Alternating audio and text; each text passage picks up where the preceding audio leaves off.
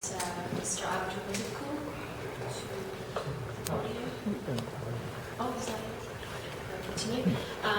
Then moving on, I'd like to invite Dr. Daniel from the Ethiopian Society in Winnipeg. No? Yeah.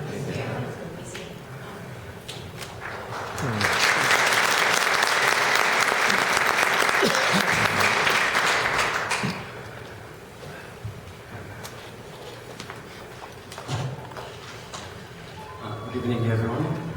I'll try to make it as short as possible because I don't want to take your time.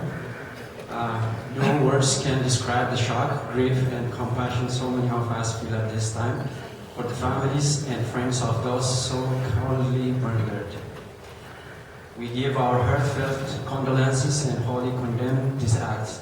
We stand strong together as one Ethiopian family, no matter whether or not we share the same religion, ethnicity, political view, age, gender, or any other characteristics, for we are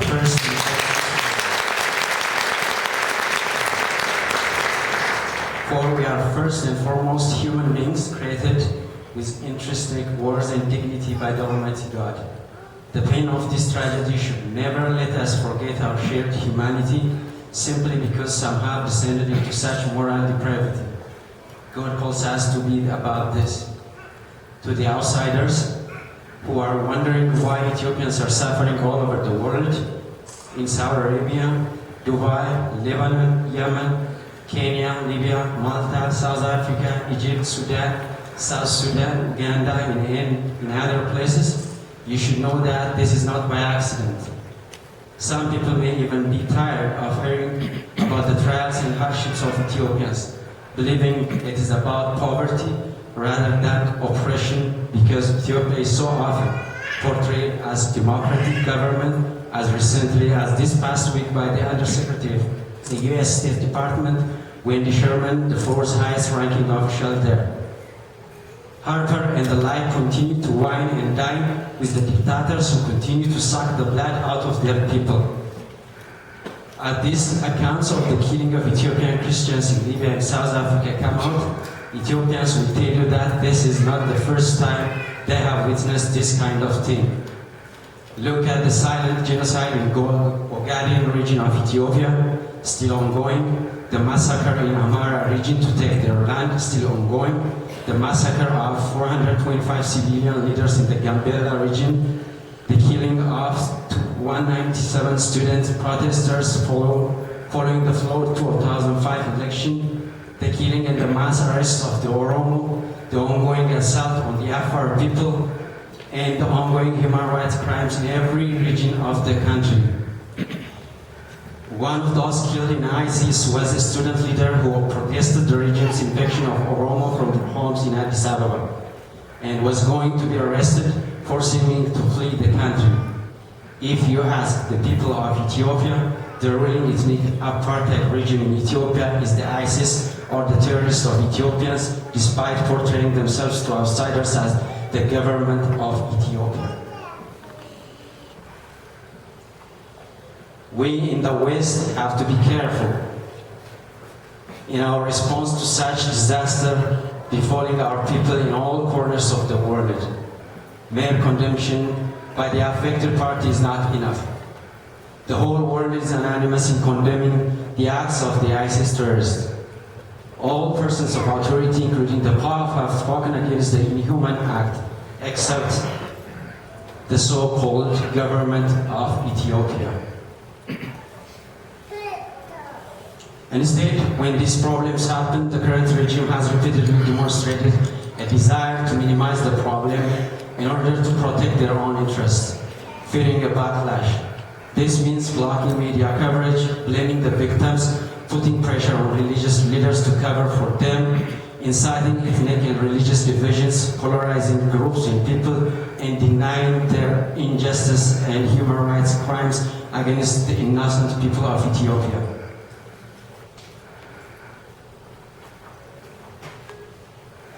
We Ethiopians should go beyond that. If we meet for a vigil in our church, mosque, or town square, we should use the common ground that brought us together to to open dialogue so that we do not have to meet again for such sad situation.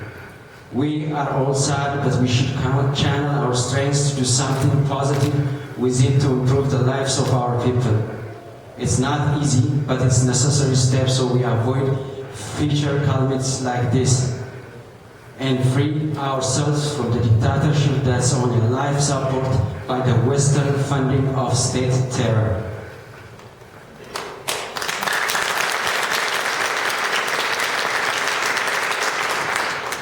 Finally, we urge this sentiment of solidarity and common cause to continue. The tragic event should transform us in a profound ways and motivate us to work together for justice, freedom, and democracy in Ethiopia. May God protect those still in danger or difficulty, both within Ethiopia and places all over the world. Long live Ethiopia.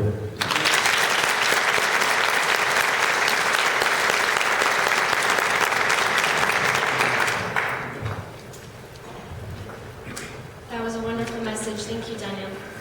I would like to invite the Minister of Multiculturalism and Literacy, Flora Marcelino.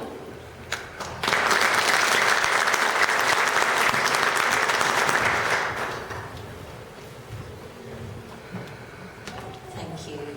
Good afternoon, brothers and sisters in the Ethiopian community. I'm here joining you in your grief. And no words can really come to mind for what happened to those 30 Ethiopian Christians and Muslim migrants who were mercilessly killed by terrorists there, as well as the other migrants in South Africa and even the Ethiopians in the home country who are suffering persecution. It's good to be here, that we will pray for the repose of the souls of those who were killed, and also offer our condolences to the family and friends. But we need to do more than pray. We need to act as individuals and as a collective community to end this suffering and do something. I'm grateful that Brother Ali and the members of the community, SOSEP, as well as the Ethiopian Society of Winnipeg, are planning on mobilizing the community. But we need not only to mobilize the Ethiopian community. Glad that you're all here. I'm sure there are more who wanted to come, but for some reasons are not here. But we need to also reach out to other members of the Canadian Society. Maybe we need to reach out to other church groups who would understand our cause. I could name the United Church of Canada as one. I think Dr. Daniels, the president, Brother Ali, and maybe Bishop, maybe we should attend a Presbyterian meeting of the United Church of Canada, because these atrocities have to reach all the places of society, media, church, academia, and of course the government. As a community, we should be outraged and do something. I think towards this, after this afternoon, Brother Ali, if we could meet with Levi and my assistant Hilal over there. There are things that we could do. We should not be discussing it here because those are strategies to let governments do something about this, especially federal government. Provincially, I think the nominee program, let's explore what can be done for migrants, for workers who can come as nominees here. And as a community, you can all do something about it because the nominee program would allow or a sponsor from the community, a family or a friend, with the proper qualifications, they could come over. And also there's the refugee stream. I know it's very difficult for the refugee stream, but churches can sponsor refugees. And if there's a political will, there's a federal election coming up, there could be some strategizing on this too, and maybe levy that you can help the community on this. Let's hope something happens dramatic in this federal election. But for that to happen, we need to do something and work on it. And that let's discuss further. So, brothers and sisters, we need to work. We are grieving, but as Dr. Daniel said, our grief should be transformed into positive, concrete action. We cannot just, these things keep on coming and being repeated. Not too long ago, we were at the legislative building too, at the steps of the legislature, and then I forgot now what transpired then that also brought us there because of indignation. And instead of, well, we need to be indignant, but we need to couple our indignation, we need to add strength and courage and action into our indignation. So brothers and sisters, thank you for coming. We all have family and friends who are not here. Let us share with them what happened today, and we would like to do something, Brother Ali. Thank you.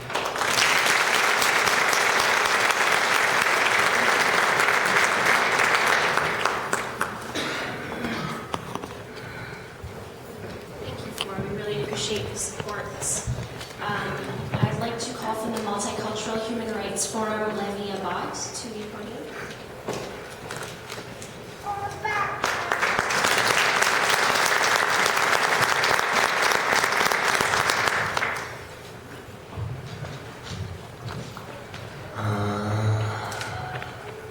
The members of the Winnipeg Multicultural Forum, which is comprised of the Chilean community, our brother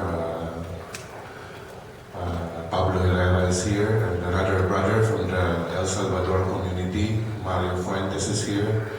And of course, Brother Ali also sits at the Multicultural Human Rights Forum. We are expressing our deepest condolences for the people of Ethiopia for what happened to your compatriots, some were in Libya. And I would like to read the statement of our organization.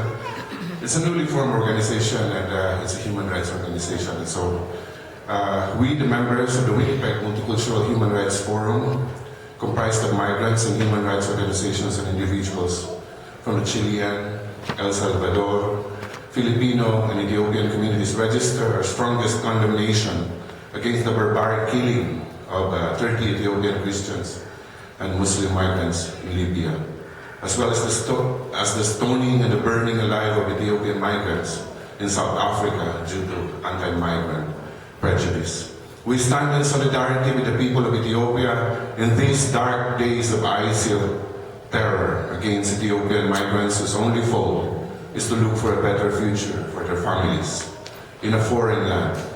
We are cognizant of the fact that aside from the economic reasons for migration, the Ethiopians who were killed are also refugees escaping political repression from the homeland. We stand by the universal principles of the United Nations Charter, guaranteeing freedom of religion to all people as contained in Article 18 and 19. Article 18, and I quote, "Everyone has the right to freedom of thought, conscience, and religion.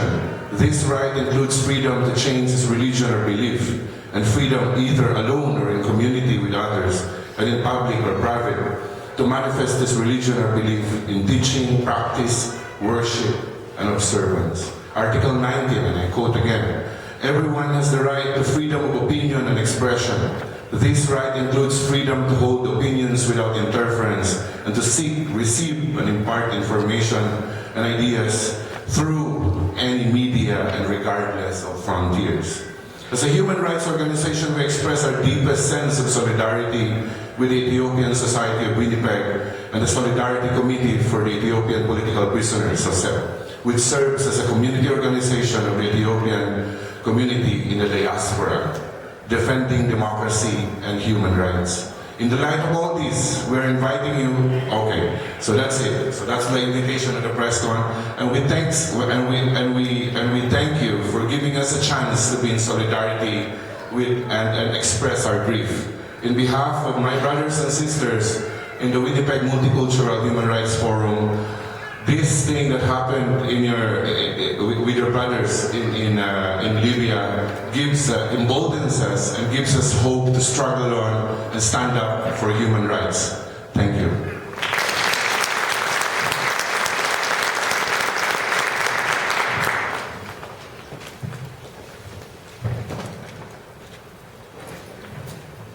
Thank you, Levy. I would now like to call Brother Idris from the downtown mosque to speak.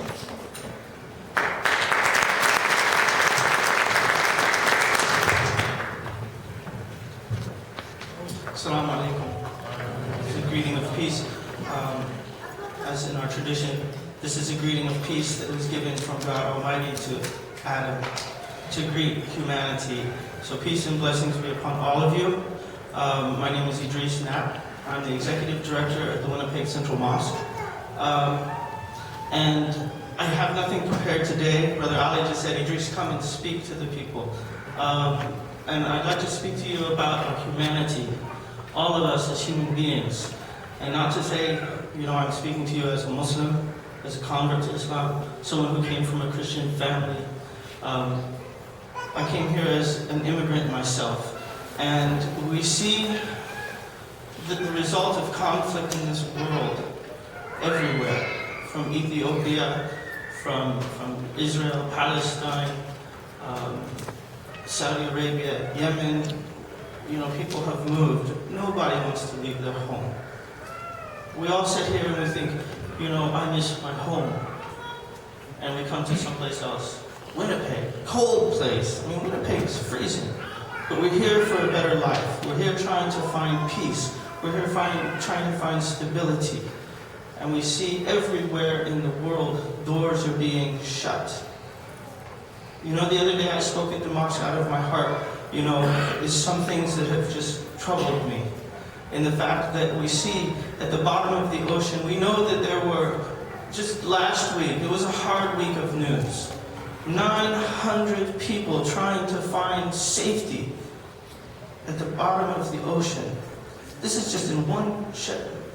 They say so far this year, over 1,500 people have lost their lives. And these are just the counted bodies washed up on shores. These are the people that they have found. What about the people who are unaccounted for? What about the people who no one knows what happened to them? They're gone. And it seems like everywhere in this world. I'm not going to sit and talk about Canada's immigration policies or the doors being shut on our asylum seekers. Everywhere it seems like people looking for peace are having doors shut in their face. And I see conflict after conflict after conflict. Governments, they're easy to jump right into it. Let's get into this. Let's get into this. And we need to come together. Our humanity is in jeopardy for all of us. You know, if you see this flag that I'm standing right now in front of, this flag has several colors on it. I'm sure it's in everything. I don't know what these colors are. I'm sure they represent something. But they're distinct and different. And they make up one flag. So all of us in our differences, regardless of what our faith or what our creed, we need to stand up for our humanity. We need to address our political figures. We need to address each other. We need to come together in unity. We need to pray for one another. You know, that we can have this humanity again. It seems like these conflicts, one after the other, you know, if anyone, you know, as a Muslim, you know, we've had our fair share of condemning one action after another action of people who don't represent us, people who are not from us, who claim that they are, who do actions that are completely against our faith, who do actions that are completely against all humanity. You know, these actions, they denounce themselves, the barbarity of it. Muslims are just as much victim to these actions, these crimes, as anybody else.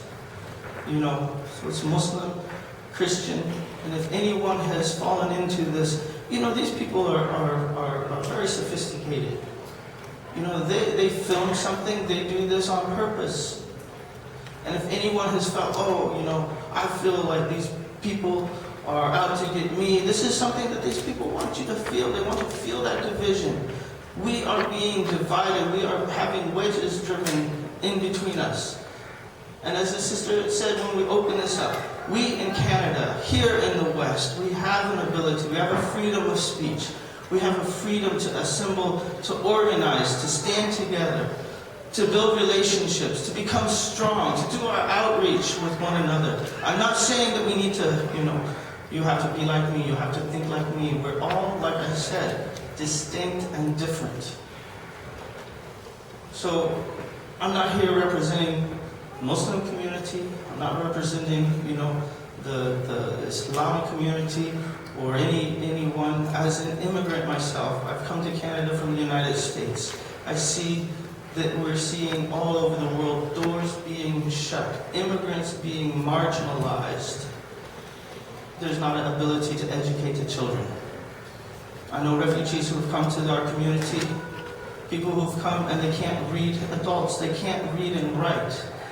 And it's because there was no opportunity, there was no time of peace, it's just conflict after conflict after conflict. We run from one place to another, run from here to Yemen, run from Yemen to Egypt, ran from Egypt to you name it, and it goes from one to another to another to another. Every time that humanity, you know, that we are divided like this, you know, if the people are in conflict and leaving where they come from, the resources naturally from whatever land are easier to exploit. There's got to be some other reason. Why does this conflict keep going? Why? Who is funding all of this inhumanity? Where is this coming from? How can we stop it? How can we reverse it? So myself, I'm willing to work with anyone that can bring us together as human beings, you know, as all of us have, you know, in our hearts, you know, sincere longing to be together as human beings. So that's what I have to say. I'm sorry I hadn't prepared anything, but Good.